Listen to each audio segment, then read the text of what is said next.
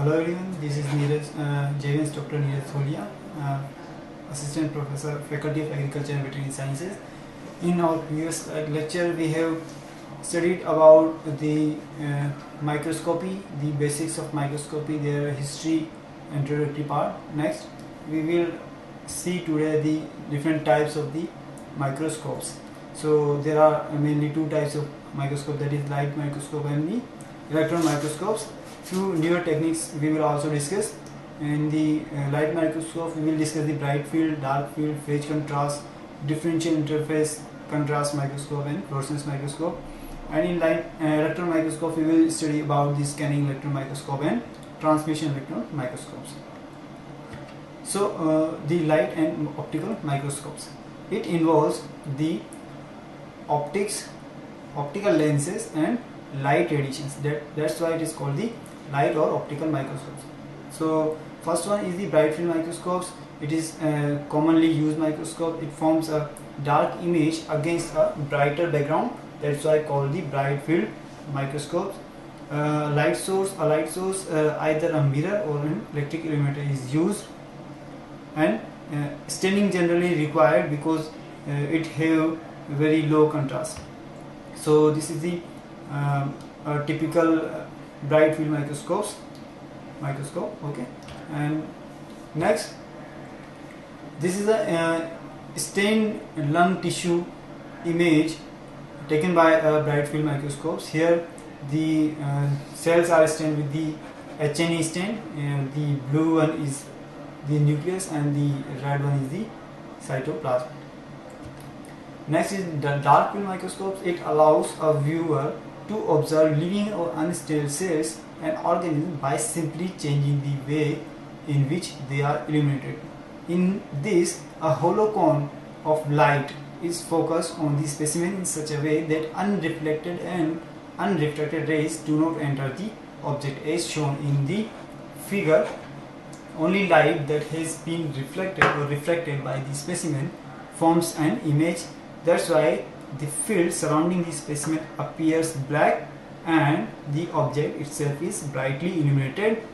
So it is called the dark field microscope because the field is dark and the specimen is brightly illuminated. So these are the few images taken by the dark field microscope. Next is the phase contrast microscope.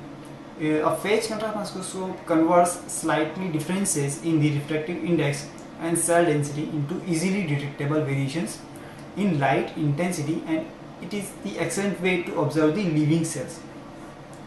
Okay, here a phase ring is condenser allows a cylinder of light through in phase.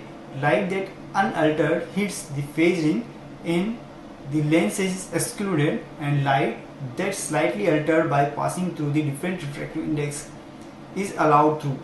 Here, light passing through cellular structures such as the chromosome or mitochondria is retarded because they have the higher refractive index than the surrounding medium, and the elements which have the lower refractive index advance the wave.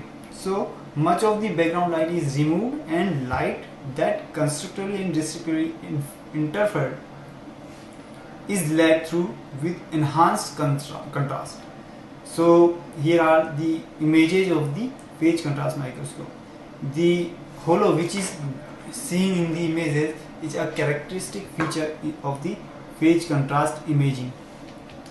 So it is a difference of a same field in the bright field and in phase contrast microscope. You can see the hollow here and the much better contrast in the phase contrast microscope.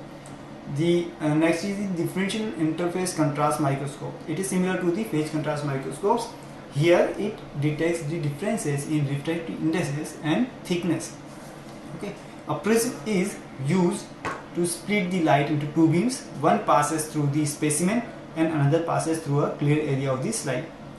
After passing through the specimen, the two beams are combined and interfere with each other to form the image. A live unstained specimen appears brightly colored and three-dimensional. The structures such as cell walls, endospores, granules, vacuoles and eukaryotic nuclei are clearly visible. Okay, so difference in the different light microscopic images. Bright field, the phase contrast have the much contrast. DIC looks like a 3D structure. Dark field, field is dark and the specimen is brightened. Next, the fluorescence microscope. When a molecule absorbs light in one wavelength and then re-emits it at a longer wavelength is called the fluorescence. The fluorescence microscope exposes a specimen to ultraviolet or blue light and forms an image of the object with the resulting fluorescent light. Typically, it uses a mercury or xenon lamps as a light source. The fluorescence utilizes fluorescent dye stains that fluorescence when radiated with the specific wavelength of the light. Here are the few images of the fluorescent microscopy. The cells are stained with the dye. The red one shows the dead cells and the green one shows the live cells, and these are also the fluorescent microscopic images. Next is the electron microscope. The best microscope have the resolution limit of about 0.2 micrometer in the case of the bright field microscope.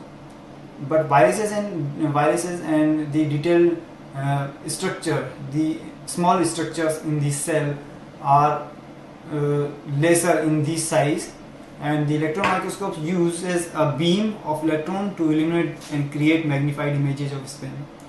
Because the resolution increases as a result of the decrease in wavelength. Okay, so the electrons have the lesser wavelength than the light, so it have the greater resolution. So there are two types of electron microscope: transmission electron microscopes. Many transmission electron microscopes have resolution of 0.5 nanometer. Magnification is 1 lakh x, and heated tungsten filament is used as electron gun, generates a beam of electrons that is then focused on the specimen by the condenser.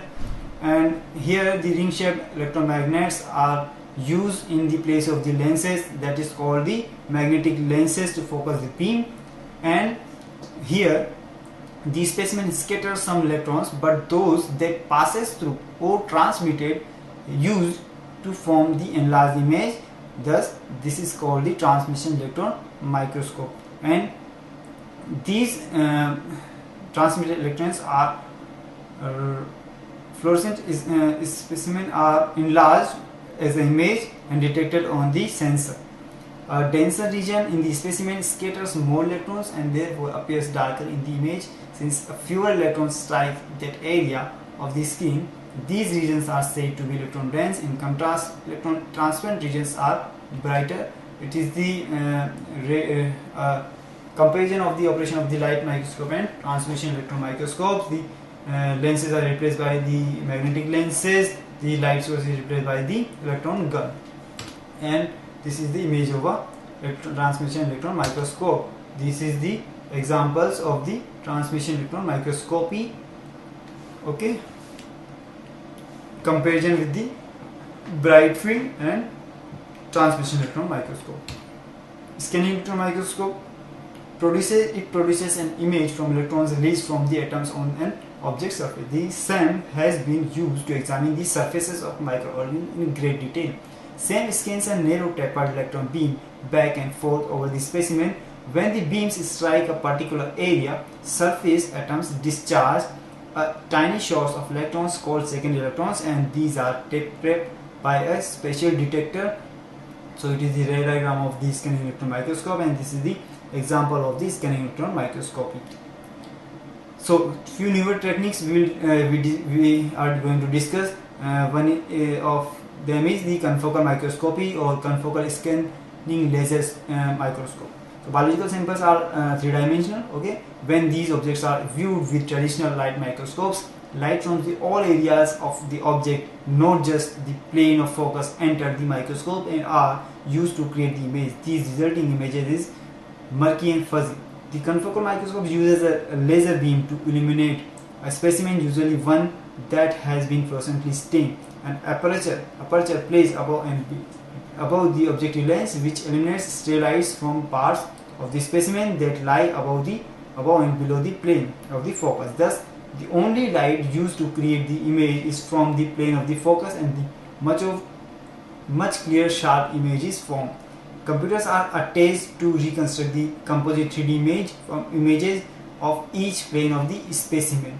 Second one is the scanning probe microscopes. So it uses a new class of microscope that measures surface features by moving a sharp probe over the object surface. First one is the scanning tunneling microscope. It can achieve magnification of 100 million and allow scientists to view atoms on the surface of a solid. A tip moves up and down while following the surface contours. Its motion is recorded and analyzed by a computer to create accurate and three-dimensional image of the surface atoms.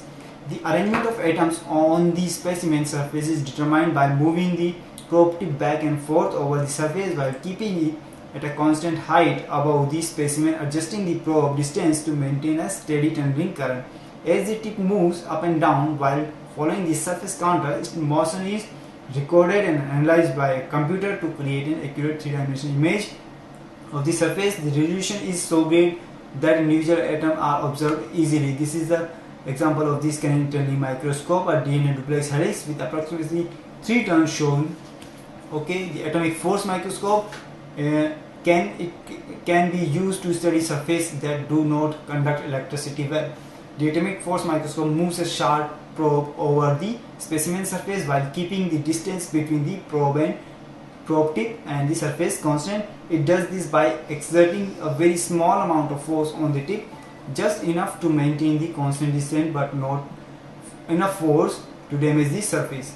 So this is the basic elements of the atomic force microscope: the laser, the cantilever and tip, specimen, and the photodiode and scanner. Okay, in figure A, each circular structure represents the surface view of a single aquaporin protein, and B showing a single aquaporin molecule observed in more detail and at the higher magnification.